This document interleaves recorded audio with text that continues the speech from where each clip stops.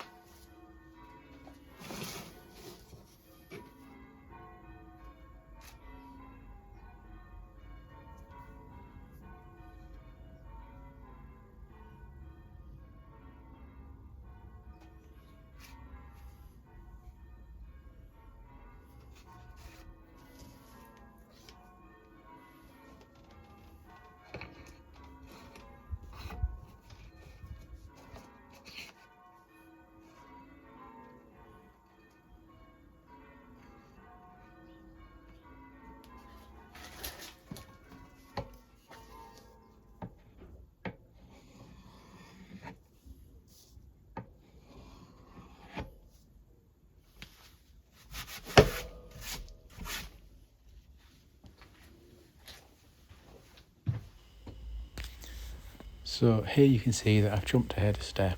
I've clearly got the acorn drawn onto this lid that we've been making. I've also marked around the perimeter of the board to show the rebate I want to cut into the lid.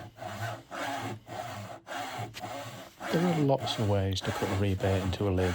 You can use a grieving plane, you can use a combination plane, you can use a badger plane, you can use a router table, a bandsaw, table saw, all sorts of possibilities for how to remove this. But I'm going to show you how to do it with the simplest tools, and that's a handsaw. And whilst this saw was working to do the cut, I found that switching saws to something with slightly larger teeth to go through the rip cut was a much smoother process.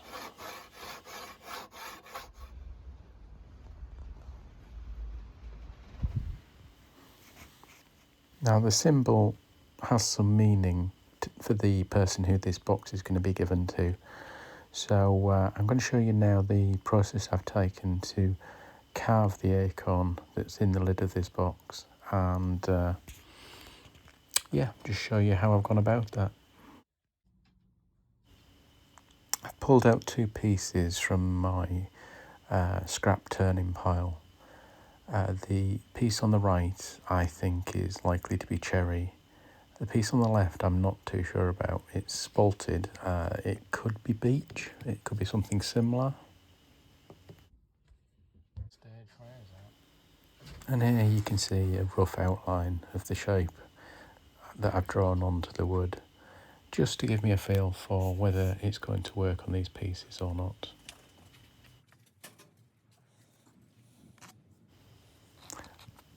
So the nut of the acorn was fairly simple. I just cut on the bandsaw the shape I'd drawn onto the piece of wood, then used a rasp and file to round over the edges, and then I'll follow that up with some sandpaper. This is a fairly simple shape, with most of the work undertaken on the bandsaw and just the final rounding over the edges with hand tools.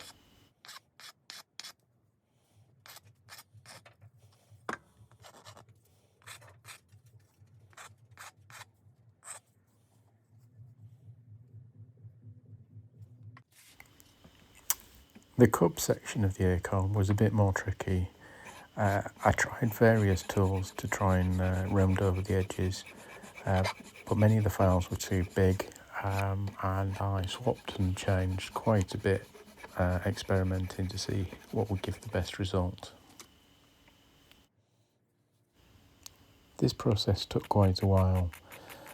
I'm going to show you a speeded up version of what I undertook and leave a fair amount of it in, just to show you the amount of work and time it takes to undertake something like this.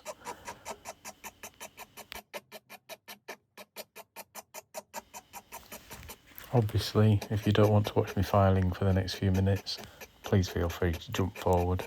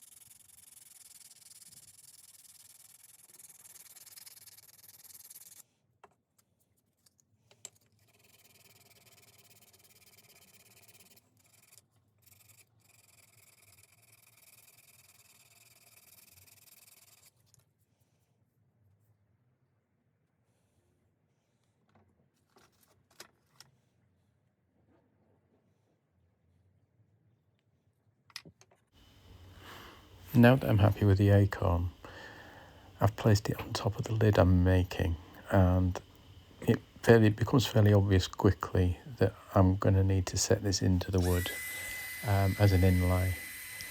but I'm going to do a slightly different inlay process to the way some people would do it.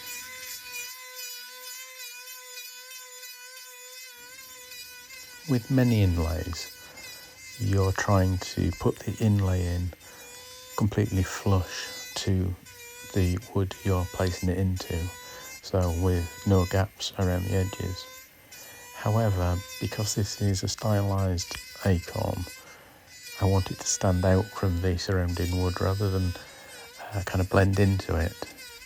So I'm going to leave a few millimetres around the edge of the acorn to highlight the contrast between the lid and the acorn.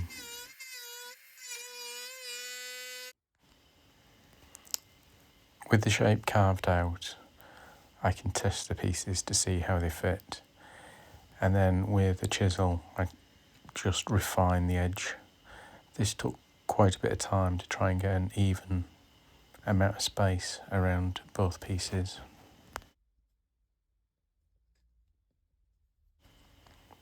And whilst I'm happy with this, I do want the contrast between the two to be slightly stronger. So I decide to use some ink to stain the outline of the acorn. This will act as a good shadow in the finished piece. Now, I hope you've enjoyed this. The box of the lid is now complete, and I will be showing the whole process of constructing the box in a future video. So please subscribe to watch that.